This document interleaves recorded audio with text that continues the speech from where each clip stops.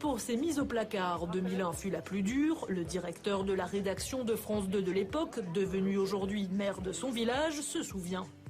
Il a connu plusieurs périodes où il était, en haut de la pyramide, journal de 20 heures, présentateur d'émissions spéciales, etc.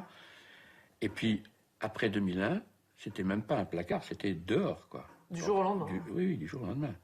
L'explication, cette interview pugnace de Lionel Jospin sur le chômage. On pourrait vous reprocher, vous aviez dit la même chose pour Villevorde aussi. Vous aviez dit c'est pas un fait acquis. Quand vous êtes arrivé au gouvernement, vous avez dit je vais voir le dossier, puis en fait ça a été un fait acquis. Excédé, le Premier ministre prononce une phrase qui va faire la une. Il ne faut pas attendre tout de l'État ou du gouvernement. Donc Manuel Valls, qui était à l'époque chargé de communication du Premier ministre, m'appelle le lendemain matin, après l'interview par Claude du Premier ministre, qui s'était mal passé, pour me dire ce qui s'est passé hier soir était scandaleux.